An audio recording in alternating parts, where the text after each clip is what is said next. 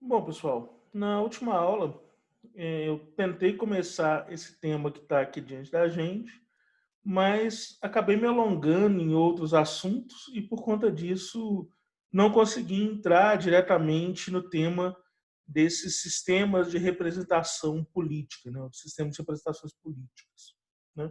Na última aula, a gente falou bastante sobre a diferença entre o modelo de democracia grega e o modelo democrático que a gente vive hoje, o que nós tentamos viver hoje, que na Grécia esse modelo, na verdade, excluía boa parte das pessoas e que só dentro de um pequeno ambiente, que era o ambiente da ágora, que essa igualdade entre os sujeitos realmente se dava dentro do modelo democrático.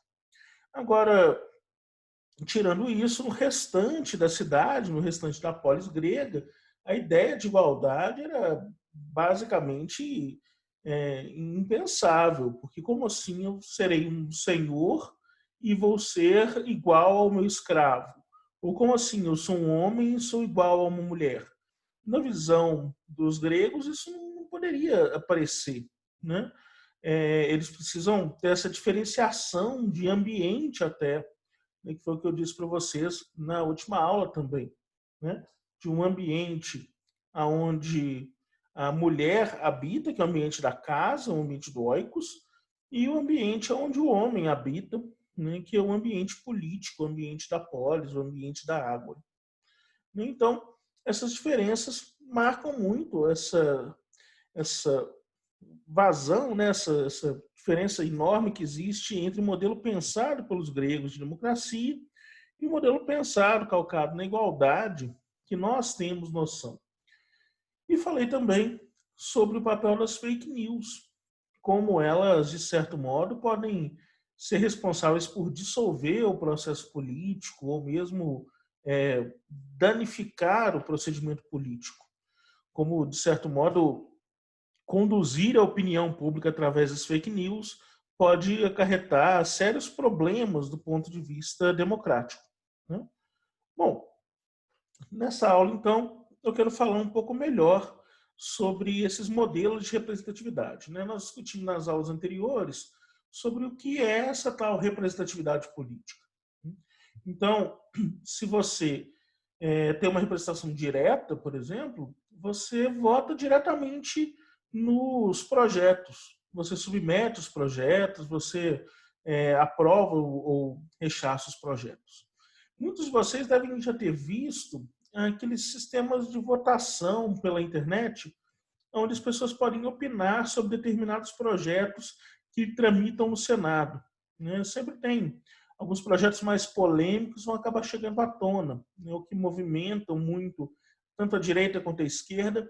Esses projetos vão vir à tona e aí a população vai se manifestando sobre eles. Eu acho que o mais famoso assim que chegou a votações era sobre o corte do auxílio reclusão, né? Para quem não sabe, os presos que pagam o INSS têm direito, né? Os presos que pagavam o INSS antes de serem presos têm direito a um determinado auxílio quando vão presos e, por conta disso, deixam de ser a base de sustento da família, né? E aí quem recebe esse auxílio é a família. Esse auxílio poderia chegar até R$ 1.000 e tantos reais. Por conta disso, eles estavam querendo criar um projeto, né? Criaram, aliás, que redirecionava o valor dessa remuneração para a família da vítima daquele sujeito, né? Então, se eu roubei uma casa, por exemplo, fui preso e por conta disso teria direito ao auxílio reclusão, né? Minha família teria direito ao auxílio reclusão, esse auxílio vai ser redirecionado para a família de quem eu roubei, né? Tem alguns problemas nesse modelo, né, nesse modelo pensado, porque afinal de contas, por que então eu pagaria, né, porque eu requeriria o direito, uma vez que ela não vai para minha família, ou então e a família do sujeito que está preso, né, o que, que ele, como ele pode, como ela pode se sustentar, algumas coisas do tipo, né? Há também o ponto de vista de que, olha, tá, e esse sujeito matou alguém, por exemplo, né? E aí a família daquele sujeito de quem ele matou também não consegue se sustentar. Portanto, há uma discussão bem ampla sobre isso ainda, né? E talvez isso tenha sido o que mais deu ibope, assim, se não me engano, deu 85% das pessoas votando para que para que o auxílio reclusão fosse extinto, né? Outra coisa importante que as fake news trazem para a gente são essas votações muito instantâneas, né? Essa opinião muito instantânea. Eu falei de um sujeito na Grécia Antiga para vocês, que era o Theoros, que era o sujeito responsável por averiguar se de fato as coisas que eram ditas na polis realmente eram verdadeiras e não sendo que elas não fossem consideradas no momento da votação. As propostas encaminhadas dentro da polis, elas não deveriam ser votadas no mesmo dia, porque afinal de contas a votação no mesmo dia é uma votação instantânea. Então vamos imaginar, né, para colocar em termos práticos do nosso cotidiano, vamos imaginar, por exemplo, que acontece um grande escândalo de, sei lá, um grande escândalo de vazamento de fotos íntimas, por exemplo, né? Então, como aconteceu, por exemplo, com a Carolina Dickmann, né? Aconteceu um vazamento das fotos íntimas dela e, por conta disso, isso ganhou um ibope muito grande, né? Por ser uma pessoa famosa, ganhou um ibope muito grande, e aí há uma comoção nacional contra os sujeitos que fizeram esse vazamento, né? Os hackers que fizeram esse vazamento.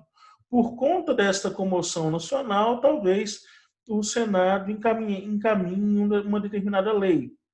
Mas perceba, o trâmite nesses processos burocráticos serve justamente para que a inflamação do tempo, as paixões que acontecem no momento em que um determinado crime é cometido, que uma determinada ação atroz é cometida, isso não contamine o raciocínio por trás do estabelecimento de uma burocracia sobre ele. O que eu quero dizer com isso?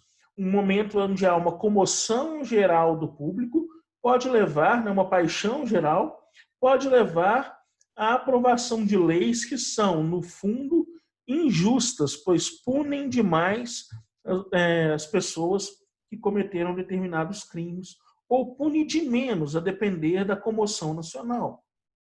Então, se há todo um aparelho envolvido, um processo de paixões envolvida em uma determinada fundamentação legal, a morosidade do estabelecimento burocrático, ou seja, o tempo que demora para um determinado processo ser encaminhado e ter sua aprovação na Câmara do Senado, serve justamente para que esse furor coletivo, né, ele se apazigue e, ao se apaziguar, que permita, então, uma votação mais racional. Essa é a ideia por trás da morosidade da justiça, ou então, se vocês preferirem, pelo menos uma explicação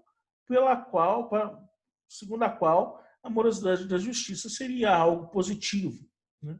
O que nos impediria de aprovar leis injustas dadas as nossas paixões em um determinado momento.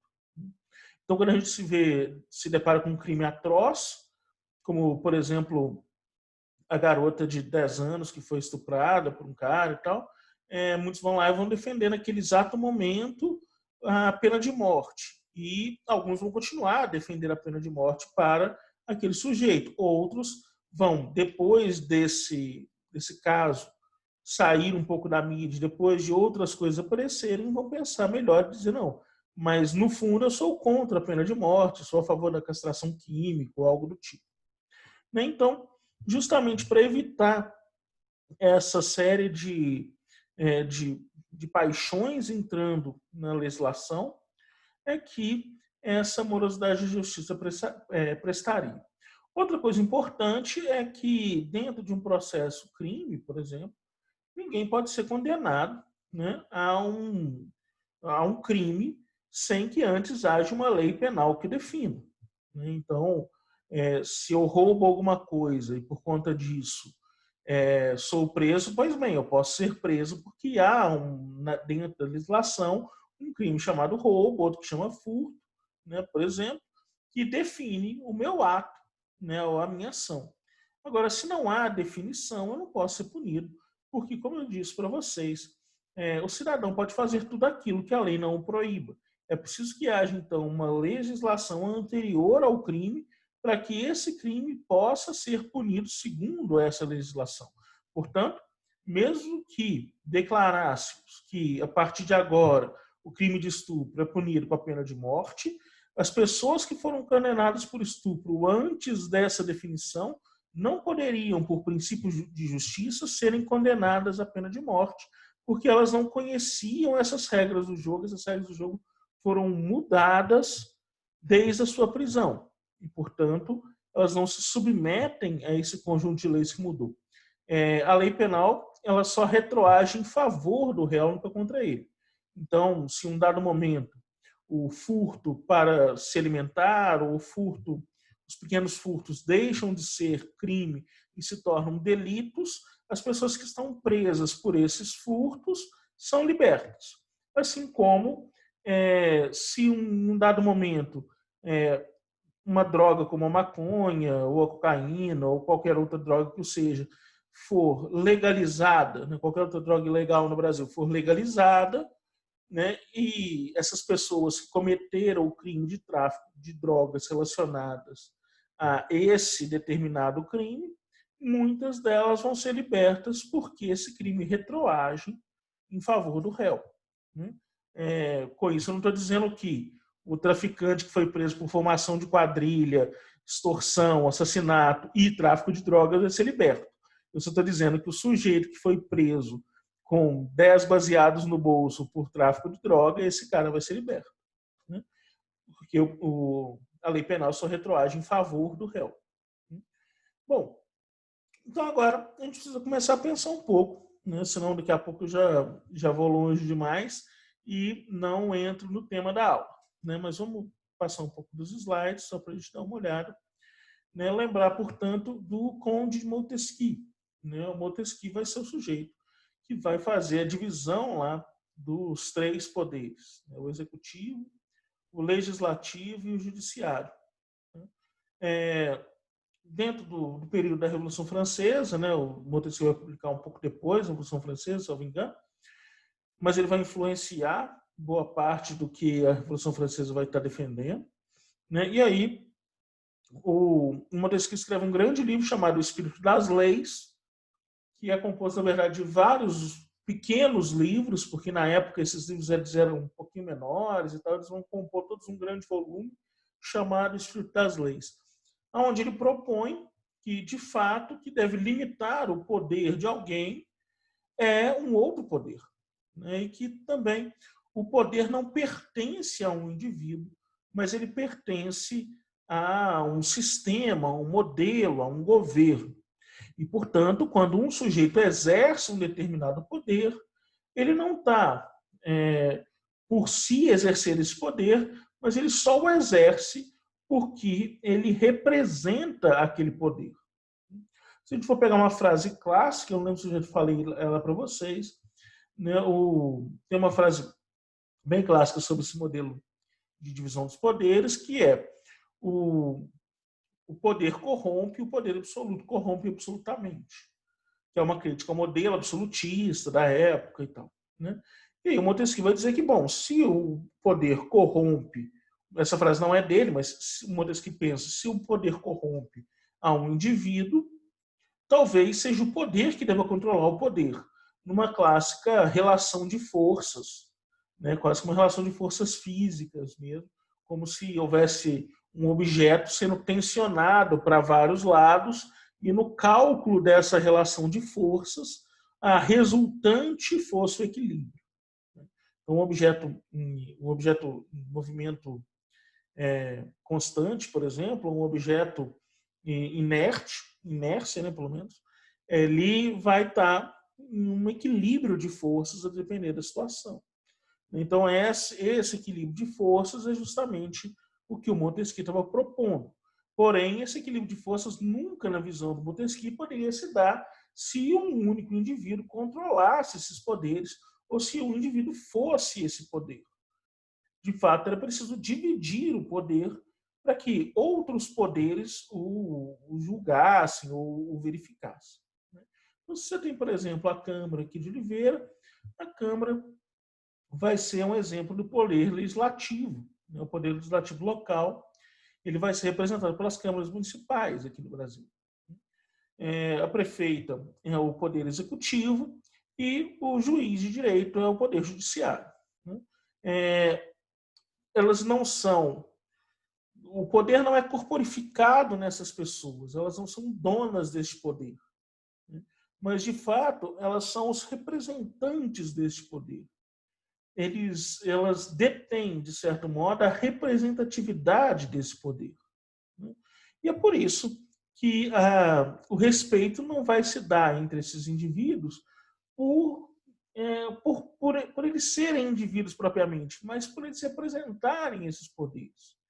Então, a ideia é que eles se equilibrem. O executivo, portanto, tem o papel de executar as leis, o legislativo de pensar e elaborar as leis, e o judiciário de julgar as leis.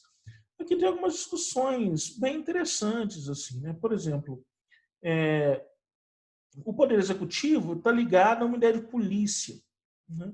Mas polícia, bom, a polícia propriamente dita é do poder executivo. Porém, a ideia do poder executivo está ligada à ideia de policiar-se, ou de policiar, ou seja, de vigiar, de vigilância sobre a população. Então, o poder executivo vigia também a população que compõe aquele território, né?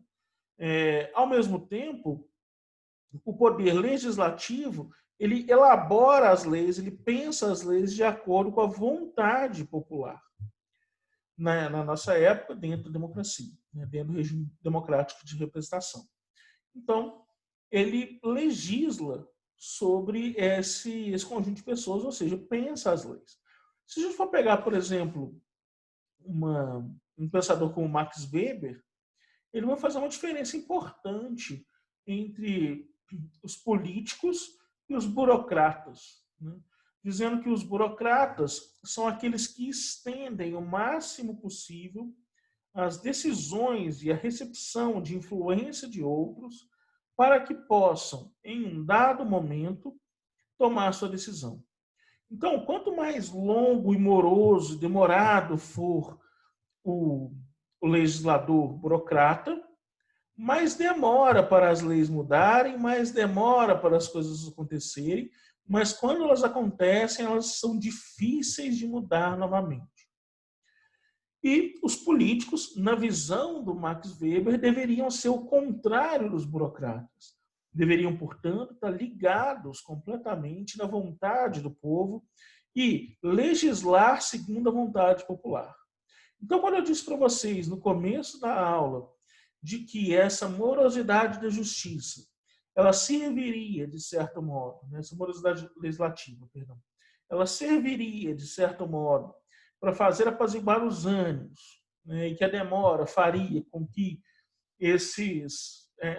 as paixões fossem reprimidas, e o resultado disso são leis mais justas, porque não levam em consideração a pura vontade do povo, mas a discussão mais clara sobre o que é justiça, né? O Max Weber diria, bom, você está enrolando. O que você está querendo é fazer com que as leis não representem a vontade popular. Então, por exemplo, eu proponho uma lei hoje no Congresso, ela vai ser votada daqui a 6, 7 anos, com um novo Congresso, né, em um outro momento. E aí, na hora que eu voto esse tipo de coisa, a própria proposição da lei já não faz sequer sentido mais. Imagina, por exemplo, a diferença que existe de crimes e tal de 20 anos para cá. Imagina uma lei elaborada que demore 20 anos transitando no Congresso, e isso não é tão incomum, né? É bastante comum, na verdade. Então, essa legislação já mudou completamente. Se eu penso, por exemplo, os próprios crimes de fake news, a velocidade com as quais as coisas mudaram faz com que possíveis propostas já estejam obsoletas, né? Então, essa legislação precisa agora ter uma dinâmica maior, porque a própria sociedade é mais dinâmica. Se eu faço leis, por exemplo, do século XVI, XVII, bom, passa 50 anos e a sociedade ela muda muito menos do que a nossa sociedade muda em 50 anos. Novos atores políticos surgem em 50 anos dentro da nossa sociedade.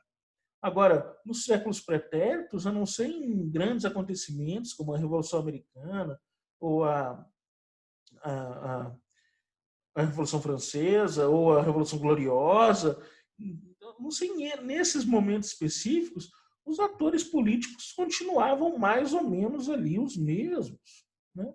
E, portanto, faria sentido que uma determinada lei pudesse se prolongar, e não se prolonga tanto quanto hoje em dia, porque o aparelho burocrático que se cria, isso vai estar descrito lá também no Max Weber, numa das grandes críticas dele, esse modelo burocrático vai se criando, né?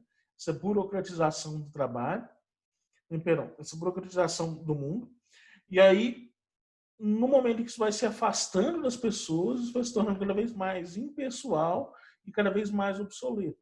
Né? Então, como que eu vou falar, por exemplo, do tráfico de dados em disquetes? Né? E aí, bom, isso quando o projeto foi escrito fazia todo sentido. Agora, muitos das pessoas que estão me ouvindo agora provavelmente nunca viram um disquete, né, de 3,5 que você colocava no computador antigamente. Você não tem nem saída para CD-ROM hoje em dia no computador. Você faz tudo pelo pendrive, pelo HD externo. Né? E aí, esses modelos vão mudando e a legislação deveria mudar junto com eles. Né? O problema é como fazer isso de forma a não permitir que as paixões sejam o que conduzem à justiça, a nossa ideia de justiça, ao mesmo tempo, né, que permita que a velocidade de mudança da lei seja correspondente, né, à necessidade pública. Né? E aí não passemos 15 anos sem legislação que defina um determinado crime.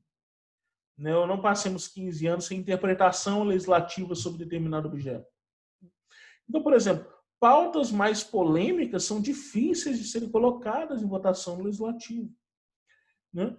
Por exemplo, a pauta sobre o casamento homossexual. Né? Quando você tem lá a Constituição definindo que o casamento é uma aliança entre homem e mulher.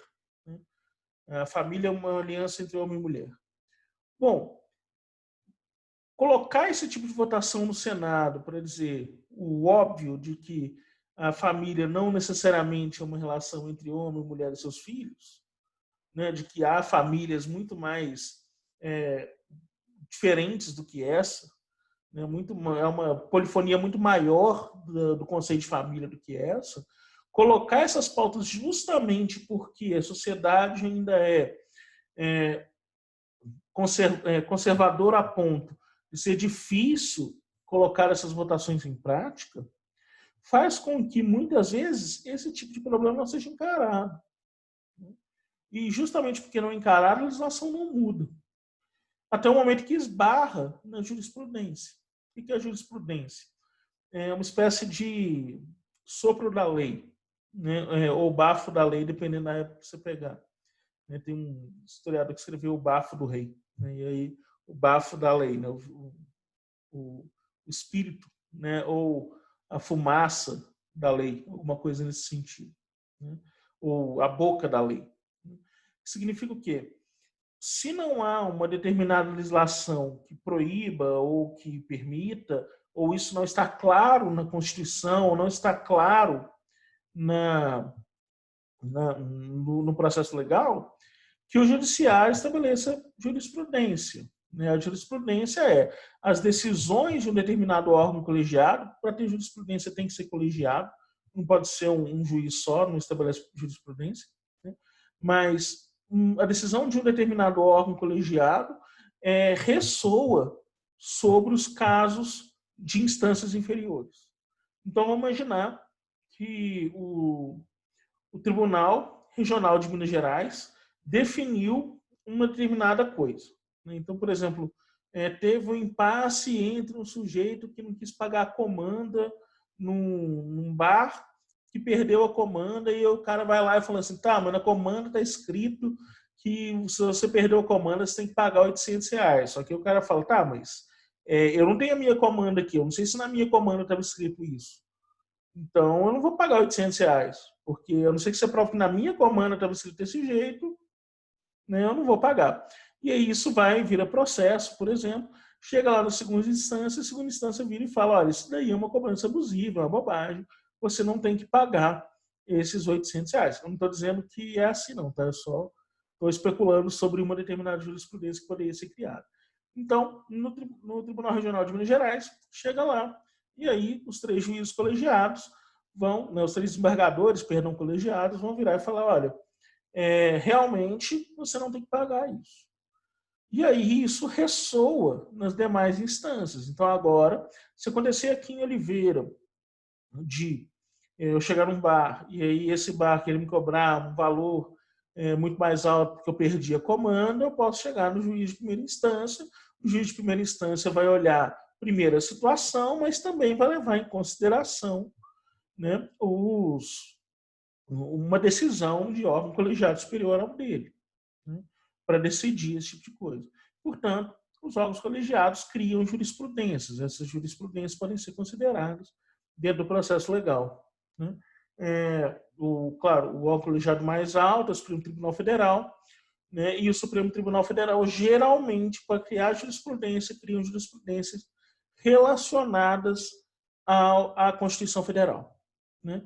Então, é como se, em última instância, casos aonde a Constituição Federal é ambígua, casos aonde, nos quais a Constituição Federal não é clara, o Supremo Tribunal Federal decide e a decisão do Supremo vai caindo de instância, né, porque ela gera jurisprudência para as demais instâncias.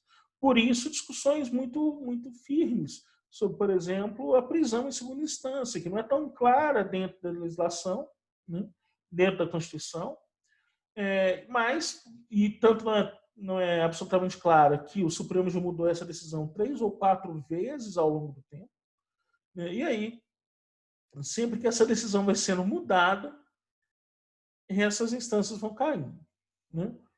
Bom, dentro do pensamento do judiciário, a gente pode imaginar um pouco sobre o que influencia o pensamento judiciário, né? O que deveria ou poderia influenciar, né? Dever e poder são coisas diferentes, né? O que pode influenciar? Bom, se eu for pensar num plano ideal, o pensamento dos juízes, né, do judiciário, deveria ser influenciado apenas pelo conjunto de da legislação e pela forma como o caso é apresentado, né, os autos do processo, esse tipo de coisa. Na prática, óbvio que há outros fatores que influenciam a decisão dos juízes, assim como influenciam a decisão de quase todos nós. É muito raro você encontrar uma situação onde você é influenciado por uma situação passada, ou não é influenciado por algum desejo anterior, ou alguma coisa do tipo.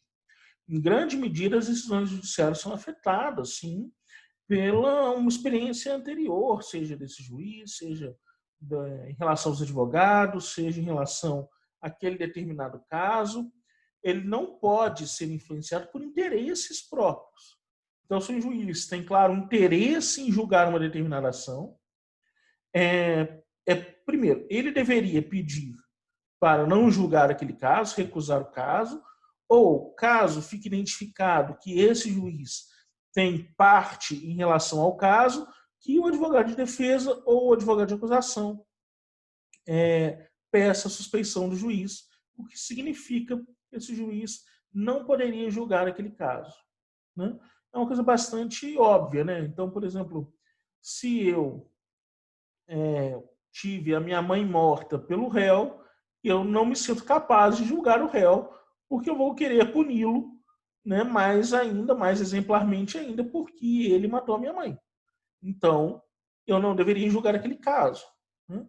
Se o meu filho é um advogado de defesa ou de acusação, né, ou um promotor, né, e aí eu vou julgar um determinado caso, se ele aparece do lado da defesa ou do lado da acusação, eu, como juiz, não posso julgar aquele caso, eu tenho que passar para um colega, né? Faz todo sentido para evitar, né, justamente que haja suspeitas sobre a decisão, daquela figura do judiciário, que deve, como eu disse para vocês, antes de mais nada, ser membro do judiciário e não esse indivíduo, né? Não representar esse indivíduo que ocupa a função de judiciário. Né? Bom, aqui há outra discussão interessante, né? O, quando teve o julgamento tanto do Eduardo Cunha quanto o julgamento Supremo sobre um recurso que o Lula tinha impetrado, algumas reportagens de rua, a população estava dizendo assim, não, porque o Supremo tem que tomar essa decisão, porque todo mundo quer. A população inteira quer que essa decisão seja tomada desse jeito aqui. Só que perceba, quem deve levar em consideração a vontade do povo diretamente é o legislativo. O judiciário deve levar em consideração o que está na lei. Então, de certo modo, independeria que houvesse uma comoção nacional para que se condene ou se liberte um determinado sujeito. Na prática, essa comoção nacional não deveria influenciar diretamente a decisão do judiciário. O que deveria influenciar a decisão do judiciário é o que está escrito no Estatuto da Lei e o que existe como literatura jurídica. O poder que responde diretamente à vontade e ao desejo da população é o poder legislativo, né, que tem essa função de estabelecer as leis. Ah, Pedro, beleza. Mas então a população quer que aconteça X. Aí o poder legislativo vai mudar a lei e vai começar a acontecer X. Ótimo. Só que o judiciário está julgando um caso onde a lei não havia sido mudada ainda. E uma vez que ela não foi mudada ainda, o réu que é julgado por um determinado crime responde de acordo com a legislação da época em que ele cometeu aquele crime. A não ser que essa legislação mude em favor dele. Então é bem importante ter umas diferenças assim entre conhecer essas diferenças entre poder executivo, legislativo e judiciário e não só aquela teoria lá do Montesquieu. Né? Bom, outro ponto do Montesquieu importante, né, que é a defesa da liberdade para Montesquieu. Caiu no Enem já 2 vezes. O que é liberdade na visão do Montesquieu? Na visão do Montesquieu, liberdade é poder fazer tudo aquilo que a lei lhe permite. Perdão. Liberdade é poder fazer tudo aquilo que você quer, menos o que é proibido pela lei. Então, liberdade para ele significa liberdade em respeito às leis. Desde que não haja nada que impeça, você pode fazer o que quiser. Então, essa liberdade dentro do contexto do Montesquieu também é bem importante a gente lembrar, né, que o sujeito não poderia ser livre o bastante para infringir o direito positivo, né, ou seja, os direitos estatutários, o direito que está instaurado em papel, né, em legislação. Né? Bom, para terminar, falar um pouco sobre a Revolução Francesa e a Revolução Americana, né, que vão criticar ambos o governo absolutista, e isso levaram a uma ampliação do espaço público, né?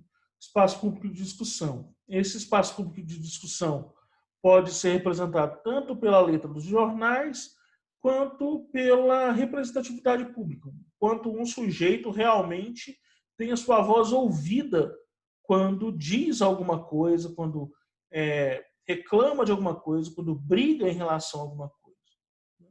E ambas vão defender a individualidade, né, desses sujeitos para decidirem o que querem da sua vida. Né? Vale a pena lembrar, por exemplo, as diferenças entre a Revolução Francesa e a Revolução Americana. Né?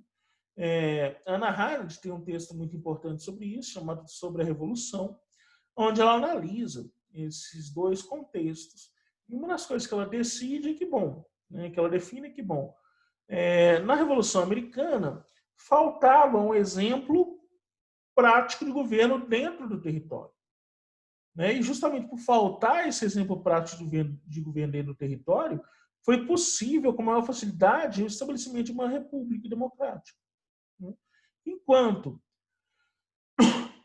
enquanto dentro do governo francês, por mais que tenha havido um momento aonde se estabeleceu regimes supostamente democráticos, supostamente populares, mesmo que esses regimes tenham acontecido, ainda assim houve um regresso de uma figura centralizadora como Napoleão Bonaparte. Justamente porque naquele território já havia a experiência de um governo, e essa experiência de governo era sempre centralizadora. Então, por conta disso, na visão da Hannah Arendt, há essa restrição. E aqui a gente pode falar, portanto, do dilema entre liberdade, perdão, entre liberdade e igualdade, que é, de fato, um dilema importante entre as pessoas de direita e as pessoas de esquerda, ou conservadores e progressistas. Via de regra, aqueles que defendem a liberdade como princípio fundamental do indivíduo são os conservadores e os liberais, claro. Agora, os progressistas são aqueles que defendem a igualdade como núcleo central do sujeito. Bom, e qual que é a diferença entre esses dois negócios? Bom, um liberal diria: somos todos livres, por isso somos iguais. E, portanto, as consequências de tudo que acontece conosco é, de fato, fruto da nossa própria liberdade. Alguns têm mais medo da liberdade do que outros. E, portanto, preferem, porque a liberdade, obviamente, é arriscada. Então, e preferem, portanto, trabalhar assalariadamente. Então, eu vou ser um trabalhador assalariado porque eu tenho medo de exercer a minha liberdade econômica e, ao exercê-la, falir. Eu tenho medo de abrir uma empresa, por exemplo, quebrar. Outros dão mais valor ainda à liberdade. Vão dizer, bom, eu quero a minha liberdade econômica, mas eu também quero definir exatamente os rumos da minha empresa. E, portanto, eu arrisco abrir uma empresa e o lucro que eu obtenho sobre a mão de obra desses sujeitos que trabalham para mim, que, portanto, não tiveram coragem de abrir a própria empresa, é justamente o risco que eu corri no momento em que abri e o risco que eu corro ao longo do tempo em que estou aberto. Então, por exemplo, centenas de milhares de empresas quebraram no Brasil com a chegada da pandemia. Os trabalhadores, os empreendedores que abriram essas pequenas empresas estavam correndo, de certo modo, o risco de que, se algo tão extraordinário acontecesse, eles perderiam o seu investimento. Na visão de um liberal, é exatamente por isso, por conta desse risco que eles correm a todo momento, que eles têm direito a obter lucro sobre essa mão de obra. Bom, um progressista diz diferente. Ele vira e fala assim: sem igualdade, não há liberdade. A liberdade vem da igualdade.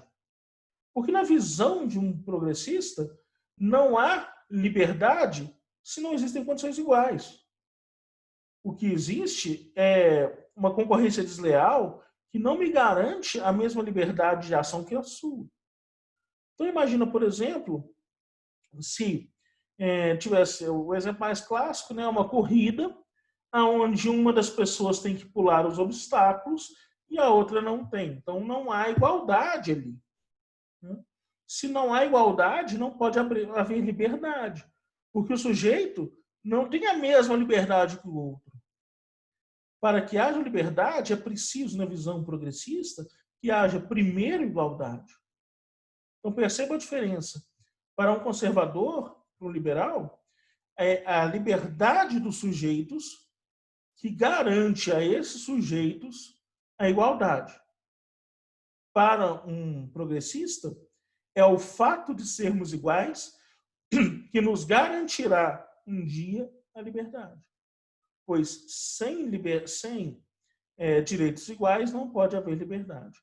Hannah Arendt também discute esse ponto nesse mesmo livro que eu citei para vocês, sobre a Revolução. No primeiro capítulo, ela retoma o conceito de eudaimonia da cultura grega, né, do pensamento democrático grego.